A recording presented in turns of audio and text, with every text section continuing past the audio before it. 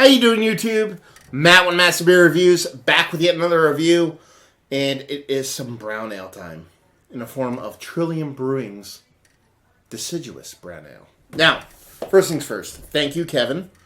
Buddy of mine, moving up towards Trillium Way, I guess you would say, brought this back for me. Actually, he brought it a third party. Gave it to George, gave it to me. Anyway, regardless, thanks, Kevin. Brought this down for me, and I'm super excited to give this a whirl. I say that all the time, but I actually am super excited to give it a whirl for a couple of reasons. One, it's Trillium. Their beers are fucking fantastic. I mean, I kind of fought the homerism on that aspect of things for a while, but more often than not, their fucking beers are fantastic. So if they suck, I'll say they suck, but they've been fucking really good. And it's a brown ale, so you don't see that come out much from them, or really anybody for that matter, in and around the States. So to see a brewery that is making, like, you know, your huge, dank, juicy, turbid, whatever word you want to use, IPAs to come out with a brown ale, it's kind of fun, kind of interesting, something I want to dive into. So let's do it. As far as what it says on can, it says Deciduous Imperial Brown Ale, Trillium Brewing, 7.5% alcohol by volume, brewed in Massachusetts. That's that. Government warning stuff, brewery stuff, and that's that. Label-wise, it's Trillium. Their fucking labels are fucking insanely awesome. I'm not going to sit here and be like, I'm not impressed. I'm so impressed. Everything about their styling, everything they do, I fucking like it label-wise. I'm a wood etching fucking junkie. The world that I lived in art-wise for almost 2 decades, just, you know, I get it. I dig it. I love it. So, with that being said, let me take this fucking ridiculously tall, legged, stemmed, whatever you want to call it, fucking tulip, and pour this in here. So you probably won't be able to see much of anything, but I'll duck under so you can see this pretty face and give this a good pour. It's a good pour. It's up for debate, but what it is 2 fingers just south of malt ball color, but south of malt ball color in a skewed orange kind of way, and that fucking is not brown. That is literally due to diarrhea water. That's a good thing, but that is murky denseness. It looks way more like a New England style rye IPA or some kind of like overly dark IPA as opposed to an actual brown ale, but I mean that sucker's dark, so does it look like a brown ale? Fuck no. Is it a bad thing? I don't fucking know. Let's find out. Let's get a nose on her if we can. Big head. Big head. The hops are just fucking ridiculous. That's their thing. The hops are so gigantic, so huge. It's not even funny. But I'm getting so much different hop presence. I'm getting a lot of skin, a sweet hoppy skin. I'm almost like if you were to take like... Okay, if you took some really good fucking weed and then you threw it in a blender with some...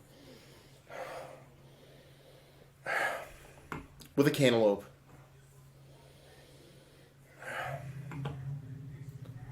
With a cantaloupe, a mango, a kiwi,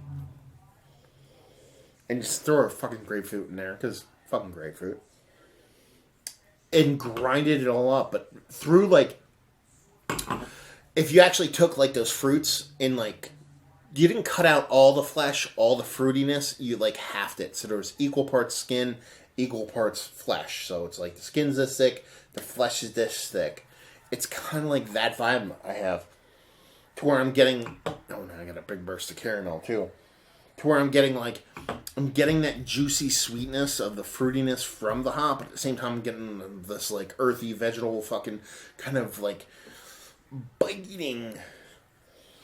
like...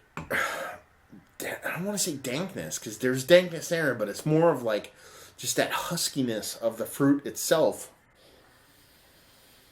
It's so fun to smell. Oh my god. Well, the head was gigantic, and I just want to keep huffing on it. It just keeps getting better and better. So yeah, you have that fruity side of things, then you get this like awesome caramel side of it. Caramel, brown sugar, kind of reduced kind of caramel brown sugar. Very Belgian-esque as far as the candied sugar point. It's almost like they made like a hazy New England IPA and added Belgian candied sugar, but not the Belgian yeast. That's kind of what have going on right now.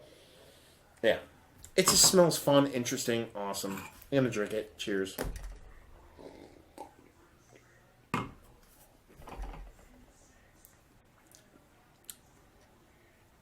That's what this is. This is not... No, it is a brown ale. I was going to say, like, it's not a brown ale. It's a Belgian double without the Belgian yeast. Well, duh, dumb motherfucker. If you actually tried to make a Belgian double and didn't use Belgian yeast, it's kind of what you get. So yeah, it's very Belgian double in vibe, with the Belgian candied sugar, but none of that yeastiness. But with the new school hops, way more stinging, way more bittering on the back than you'd expect from the nose, but at the same time, it's fucking fantastic. Yeah, it's you know, you enter this shit. These are the things that you enter in BJCP contests, and you get a flat out fucking 0. I know you actually can't get a 0, but people are like, that's not this. Or that's not this style. That's not a brown ale. I don't give a fuck. What it is interesting, good, and impactful in a positive, super positive way. There's some people that try to replicate or duplicate or try to make beers just to be cool. And I'm not saying they're not trying to do that. I mean, we're trying to make something cool is just saying a different way of saying I want to make something interesting. But it tastes different in a good way. It drinks different in a good way. And it just is in a good way. So yeah, the middle of the beer is probably my biggest, what do you want me to say? Negative, faux pas, whatever. And that it's impactful in the front, impactful in the end. The middle, really, there's nothing there. So you're getting this kind of stinging hot presence up front with like a Belgian candied sugar, brown ale kind of malt. In the middle, it kind of fades, and then it builds, and you get much of the same on the back end, but a little bit more sweetness, and that's a really fun thing. So yeah, husky mellowness abounds, husky fruitiness abounds, Belgian sweetness, Belgian candied-esque kind of sweetness. I don't know if they put Belgian candied sugar in here. I don't fucking know, but that's what I'm getting.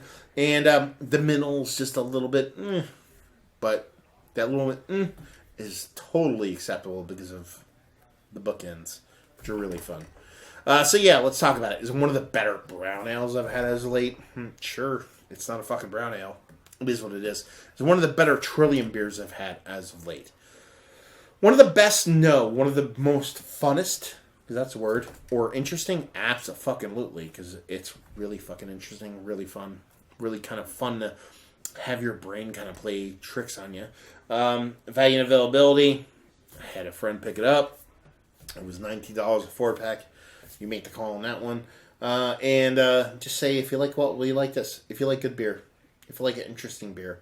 If you like Belgian doubles, but you like New England IPAs and you want to know what it would like if they had a baby. And if you just want to try good shit. Because that's what this is. Good shit. So there you go. Another review in the books. Hopefully you guys enjoyed our review. If you did or you didn't or somewhere in between, please leave a comment in the comment section below. Like, subscribe, and all that fun stuff. Facebook, Twitter, Instagram, Untapped, massive beers in all 4 of those places. And yeah, that's it. Hopefully you guys enjoyed our review. Hopefully you're enjoying a nice, weird brown ale right now. And hopefully see you next time. Cheers.